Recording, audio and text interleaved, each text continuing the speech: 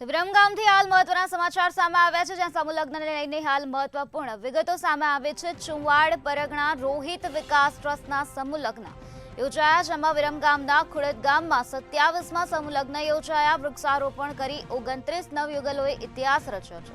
61 ગામના 50,000થી પણ વધુ લોકો હાજર રહ્યા। સમાજની દીકરીઓને 150થી પણ વધુ દાન ભેટ આપવામાં આવી છે। સમૂહ લગ્નની કારોબારી ટીમની અભૂતપૂર્વ કામગીરી અહીં જોવા મળી રહી છે। ચુવાડ પરગણા રોહિત વિકાસ ટ્રસ્ટના સમૂહ લગ્નનું આયોજન કરવામાં આવ્યું, જેમાં વિરમગામમાં ખુડદ ગામમાં 27મા સમૂહ લગ્ન યોજાયા।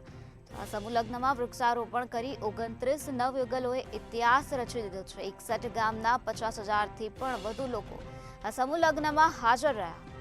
સમાજની દીકરીઓને 150થી પણ વધુ દાન ભેટ આપવામાં આવે છે। સમૂહ લગ્નની કારોબારી ટીમની અભૂતપૂર્વ કામગીરી જોવા મળી છે।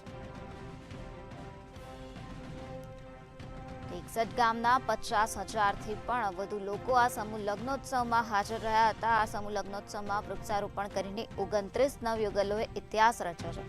તો વિરમગામના ખુડદ ગામમાં 27મા સમૂહ લગ્નોત્સવનું આયોજન કરવામાં આવ્યું હતું। સમૂહ લગ્નોત્સવમાં સમાજની દીકરીઓને 150થી પણ વધુ દાન ભેટ આપવામાં આવે છે। સમૂહ લગ્નની કારોબારી ટીમની અભૂતપૂર્વ કામગીરી અહીં જોવા મળી રહી છે। ચુવાડ પરગણા રોહિત વિકાસ ટ્રસ્ટના સમૂહ લગ્ન યોજાયા હતા, જેમાં વિરમગામના ખુડદ ગામમાં આ પ્રકારે આયોજન કરવામાં આવ્યું હતું। 27મા સમૂહ લગ્નોત્સવનું આયોજન કરાયું હતું। આ સમૂહ લગ્નોત્સવમાં નવયુગલોએ વૃક્ષારોપણ કર્યું હતું। વૃક્ષારોપણ કરી 29 નવયુગલોએ ઇતિહાસ રચી દીધો હતો। 61 ગામના 50,000થી પણ વધુ લોકો આ સમૂહ લગ્નોત્સવમાં હાજર રહ્યા હતા।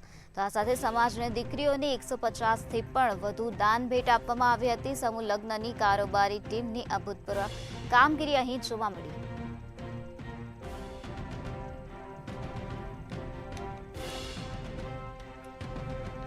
કુલ 61 ગામના 50,000થી પણ વધુ લોકો આ સમૂહ લગ્નોત્સવમાં હાજર રહ્યા હતા। સમૂહ લગ્નોત્સવમાં સમાજની દીકરીઓને 150થી પણ વધુ દાન ભેટ આપવામાં આવી હતી।